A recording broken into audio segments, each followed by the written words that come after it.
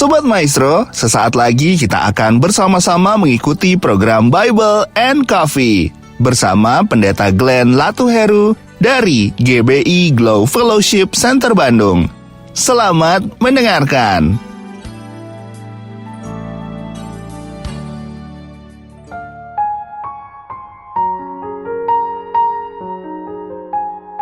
Haleluya, shalom saudara yang dikasih dalam Tuhan. Hari ini kembali lagi saya menyapa setiap umat Tuhan dimanapun Bapak Ibu Saudara berada dalam program Bible and Coffee. Saya bersyukur saya masih bisa menyampaikan kebenaran firman Tuhan buat setiap umat Tuhan, karena saya percaya Alkitab jelas katakan hari-hari ini adalah hari-hari yang jahat. Itu sebabnya kita harus tertanam dalam firman Tuhan. Kita harus tetap terus tinggal dalam kebenaran, karena Alkitab katakan kebenaran itulah yang akan memerdekakan kehidupan kita. Kita adalah orang-orang yang sudah merdeka oleh karena Kristus memerdekakan kita. Karena itu hiduplah dalam kebenaran. Apa itu kebenaran? Firman Allah. Firman Allah yang membenarkan, kebenaran itulah yang memerdekakan kehidupan kita, sehingga kita tidak lagi berjalan dalam kebenaran, tidak lagi berjalan dalam kegelapan maksud saya, tapi kita berjalan dalam kebenaran Allah yang dahsyat, dan kita tinggal dalam terang Tuhan yang ajaib. Haleluya. Saudara dikasih dalam Tuhan, kita akan kembali merenungkan firman Tuhan hari ini. Mari kita datang kepada Tuhan. Kita mau bersyukur buat setiap kasih setia Tuhan, buat setiap kebaikan Tuhan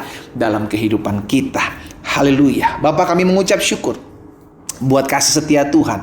Kami mengucap syukur buat anugerah Tuhan dalam kehidupan kami. Kami berterima kasih sebab Tuhan terlalu baik dalam hidup kami. Kami boleh ada sebagaimana kami ada di hari ini dalam anugerah Tuhan, dalam pemeliharaan Tuhan yang ajaib dan luar biasa yang ada dalam kehidupan kami. Kami rindu mendengarkan kembali sebagian daripada firman-Mu. Roh Kudus urapi kami dengan roh hikmat dan wahyu, sehingga kami mengerti akan kebenaran, dan biarlah kebenaran itu yang memerdekakan hidup kami. Di dalam nama Tuhan Yesus kami berdoa dan kami bersyukur. Haleluya. Amin, amin. Puji Tuhan. Nah, saudara dikasih dalam Tuhan, ada satu kebenaran firman Tuhan yang saya mau sampaikan buat setiap kita hari ini dalam 1 Timotius pasal 6 ayat 17 sampai dengan ayat 19. 1 Timotius pasal 6 ayat 17 sampai dengan ayat 19. Alkitab katakan seperti ini: peringatkanlah kepada orang-orang kaya di dunia ini. Jadi Rasul Paulus ingatin kepada Timotius, anak rohaninya, untuk memperingatkan kepada orang-orang kaya di dunia ini agar mereka apa? Jangan tinggi hati dan jangan berharap pada sesuatu yang tak tentu seperti kekayaan. Mungkin sebagian kita berkata, oh pendeta, berarti kaya itu nggak boleh. Loh, saya nggak bilang kekaya itu nggak boleh. Tapi kaya yang Tuhan percayakan dalam kehidupan kita, kita mengucap syukur. Kalau Tuhan percayakan, berarti kita bisa mempergunakan hal itu, kekayaan itu, untuk menjadi berkat buat orang lain. Dan yang Rasul Paulus ingatkan kepada Timotius adalah memperingati kepada orang-orang kaya dunia agar mereka jangan apa? Yang pertama, jangan tinggi hati. Bos, engkau boleh kaya, tapi kalau engkau tinggi hati, dengan mudahnya Tuhan bisa menghukum hidupmu.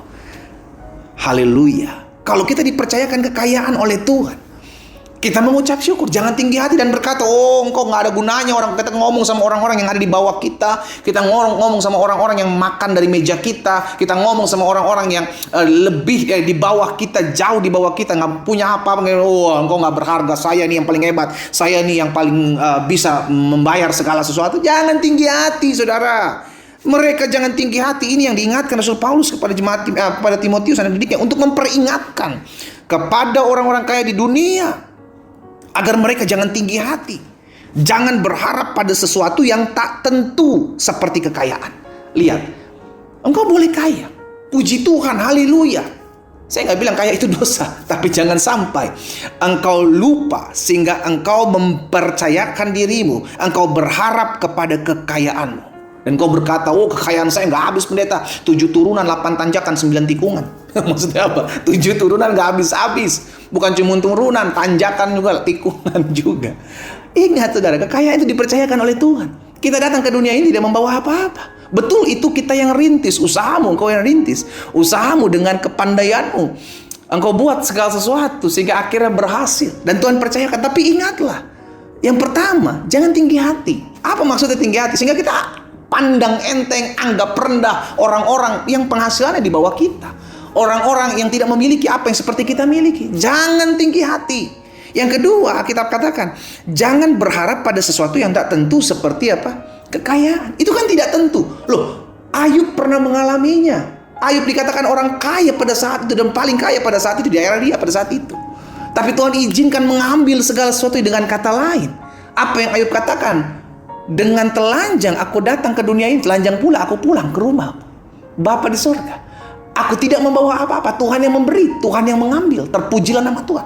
Ayub menyadari apa yang dia miliki bukanlah punyanya. Gitu. Sehingga akhirnya kita nggak boleh mengandalkan atau berharap kepada kekayaan. Itu kan nggak tentu.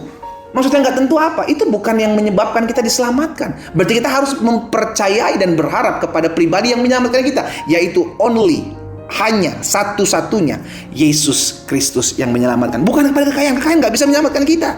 Ada banyak orang kaya nggak bisa tidur kok tengah malam, saudara. Ada banyak orang kaya hubungan dengan rumah tangganya, keluarganya hancur berantakan.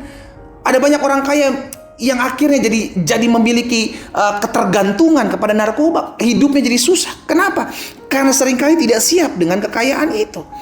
Ya kan? Jangan berharap pada sesuatu yang tak tentu seperti kekayaan, melainkan pada Allah yang dalam kekayaannya memberikan kepada kita segala sesuatu untuk dinikmati. Jadi bukan soal kaya, tapi apakah engkau bisa menikmatinya? Ya kan? Ada banyak orang kaya yang nikmati pembantu rumah tangganya. Orangnya bukan tidur di tempat tidur mewah, tapi tidur di ranjang orang sakit dengan infusan yang ada di mana-mana karena terlalu capek mencari uang.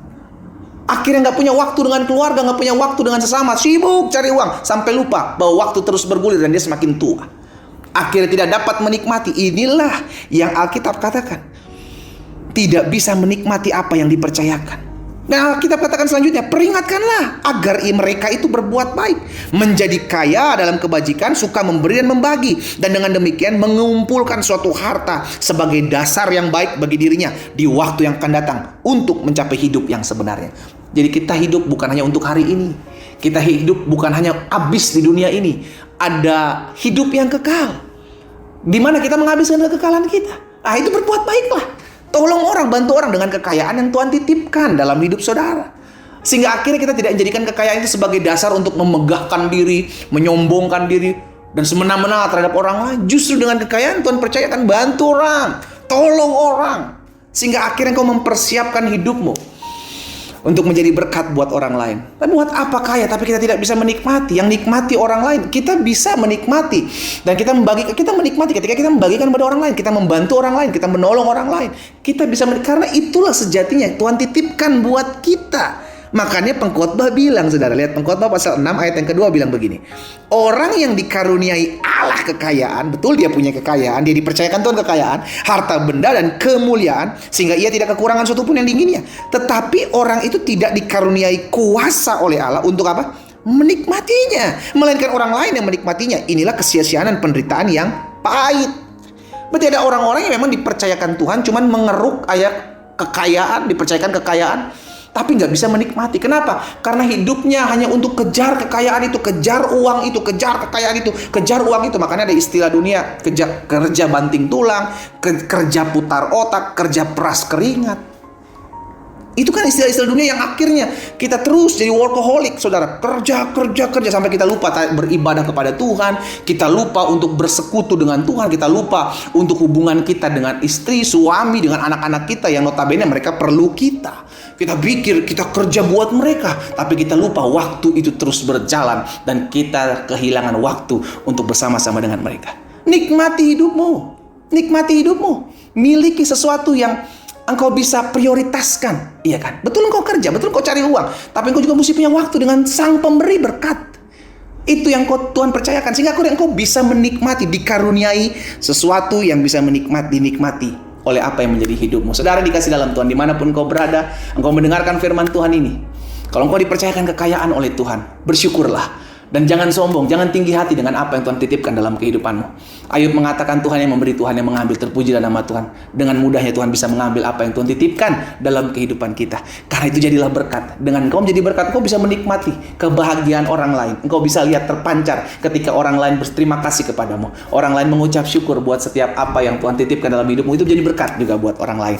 Saya ajak setiap umat Tuhan dimanapun kita berada, ayo pakai apa yang Tuhan titipkan dalam kehidupan kita untuk menjadi berkat bagi banyak orang. Kita berdoa, kita datang kepada Tuhan. Bapa, Kami bersyukur buat setiap kekayaan yang Tuhan titipkan dalam kehidupan kami. Tapi kami berdoa, biarlah kekayaan yang Allah titipkan dalam hidup kami tidak menjadi batu sandungan buat orang lain. Sehingga akhirnya tidak juga menjadi batu sandungan buat diri kami mencari Tuhan, beribadah kepada Tuhan. Tapi biarlah hidup kami dengan apa yang Tuhan percayakan, kami bisa nikmati dengan membagikan kepada orang lain, dengan menguatkan orang lain, dan menjadi berkat buat orang-orang yang ada sekeliling kami. Tuhan tolong kami, ingatkan kami bahwa Tuhan adalah pribadi yang menitipkan segala sesuatunya itu dalam kehidupan kami. Hamba berdoa buat orang-orang kaya yang mendengarkan firman Tuhan, yang Tuhan percayakan mereka menikmati kekayaan Tuhan. Hamba ucapkan berkat dalam nama Yesus, biarlah mereka terus memiliki kerendahan hati untuk tetap terus hidup mempermuliakan nama Tuhan. Di dalam nama Tuhan Yesus, hamba berdoa dan hamba ucapkan berkat. Haleluya. Amin.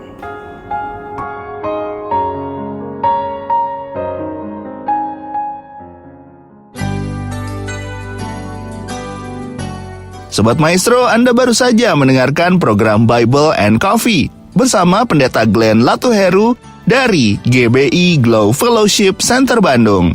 Terima kasih atas perhatian Anda. Tuhan Yesus memberkati.